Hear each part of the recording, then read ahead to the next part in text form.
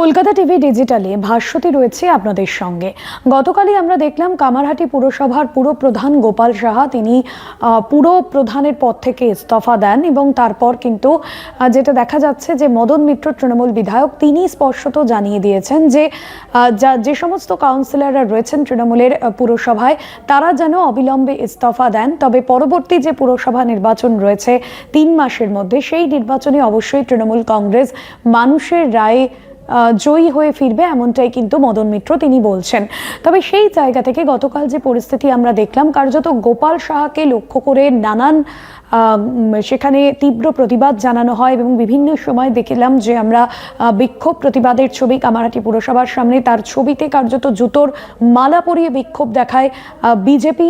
এবং সেই জায়গা থেকে গোপাল সাহা তিনি গতকাল রাতেই একটি পোস্ট করেছিলেন কামারহাটি পুরসভার পুরপ্রধান চেয়ারম্যান, যেখানে তিনি স্পষ্টত লিখেছিলেন যে এলাকার নাগরিককে তিনি যে পরিষেবা দিয়ে এসেছেন এতগুলো বছর ধরে, তার জন্য তিনি এলাকার মানুষের কাছে অবশ্যই কৃতজ্ঞ। অনেকে পরিষেবা পেয়ে খুশি হয়েছেন, অনেকে খুশি হননি। তবে মানুষের রায় যাদের নির্বাচন করে এনেছে, যে সরকার গঠন হয়েছে, তারা অবশ্যই আগামী দিনে ভালো কাজ করবে এমনটা আশাবাদী। তবে যে জায়গায় আমার ছবির ওপর এরকম জুতোর মালা পরিয়ে যে ধরনের বিক্ষোভ প্রতিবাদ হয়েছে বিরোধীদের বিক্ষোভের নামে, প্রতিবাদের নামে, এটা গণতন্ত্রের ওপর একটা নিন্দনীয় ঘটনা, এমনটাই কিন্তু তিনি বলেছেন। এবং এই জায়গা থেকেই আমি পদত্যাগের সিদ্ধান্ত নিয়েছি। আর তিনি পদত্যাগের পরেই আমরা দেখলাম তৃণমূল বিধায়ক মদন মিত্র তিনি কিন্তু কাউন্সিলরদের একেবারে বলে দিয়েছেন যে তারাও যেন পদত্যাগ করেন এবং পরবর্তীতে জয়ী হয়ে তারা এই পৌরসভা নির্বাচনে কামারহাটি পুরসভা আবারও নিজেদের দখলে নেবেন। পাশাপাশি কি বলেছেন যে বিভিন্ন ক্ষেত্রে যে পোস্টে তিনি অভিযোগ করেছেন, লাঞ্ছিত হয়েছেন, অপমানিত হয়েছেন, অসভ্য আচরণের শিকার হয়েছেন, চেয়ারম্যান হিসেবে সমস্ত পরিষেবা আটকে দেওয়া হয়েছে। শুধুমাত্র তাই নয়, এত কর্মী যারা পৌরসভায় কাজ করেন তাদেরকে ঢুকতে বাধা দেওয়া হয়েছে গত কয়েকদিন ধরে। আর সেই জায়গা থেকেই কিন্তু তিনি ক্ষোভ প্রকাশ করেছেন।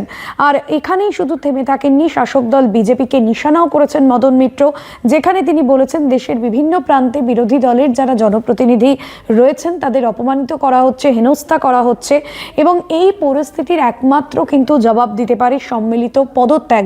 সেই কারণেই তিনি কামারহাটি পুরসভা তৃণমূল কাউন্সিলরদের অবিলম্বে পদত্যাগেরও কিন্তু নির্দেশ দিয়েছেন।